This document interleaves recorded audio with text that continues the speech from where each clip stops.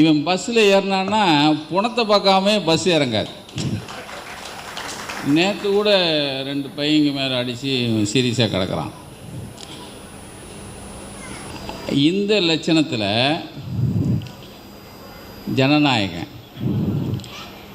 ஜனநாயகன்னு உண்மையிலேயே ஜனநாயகம் யார்? அந்த ஜனநாயகனை பற்றி தான் நம்ம பேசிகிட்டு இருக்கோம். உண்மையிலே ஜனநாயகம் வாழ்க்கையில் ஒரு உண்மையான ஜனநாயகனுக்காக தான் நம்ம இந்த கூட்டம். இப்போ ஜனநாயகம் நேற்று பேச்சு வாக்கில் எத்தனை நாளைக்கு ஜனநாயகம் ஜனவரி 8ஆம் தேதி வர வேண்டியது, வரல. அப்போல்லாம் வாய் எல்லாத்தையும் 9 வாரத்தையும் பொத்திக்கிட்டு உட்காந்தா அப்படி. ஆனால் நம்ம சிஎம் இருக்கார், அவர் ரொம்ப பெருந்தன்மை. அவருக்கு ஜனநாயகம் வரலன்னு ஒன்று அவர் ஒரு ட்விட்டு போடுறாரு. அந்த ட்விட்டையும் எடுத்துகிட்டு வந்தேன். இப்போ ஜனவரி 9ஆம் தேதியே ஒரு ட்விட்டு போடுறார்.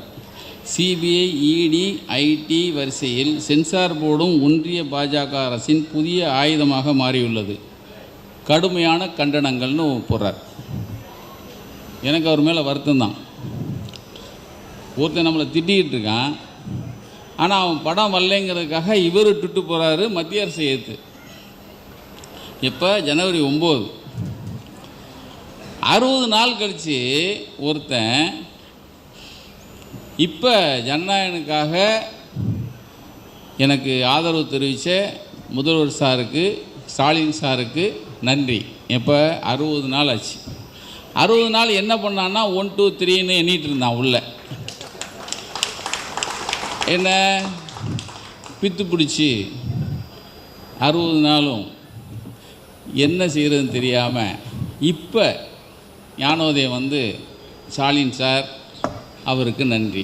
இது என்ன, ஏன் இதை சொல்ல வரேன்னா, ஜனநாயகம் நின்ன உடனே இந்த ஜனநாயகம் நிறுத்தினது திமுகன்னு பழி போட்டாங்க. இப்போ உங்கள் நொன்னனே சொல்லிட்டான்ல, ஸ்டாலின் சார் எனக்காக ஆதரவு கொடுத்ததுக்கு நன்றினார்ல. இப்போ நீங்கள்லாம் எங்கடா கொண்டு போய் மூஞ்சி வச்சுக்குவீங்க? இப்போ ஜனநாயகன் விஷயத்துக்கு வர, ஜனநாயகன் உண்மையிலேயே அது வரக்கூடாதுன்னு நினச்சவனே அந்த படத்தோட கதாநாயகன் தான்.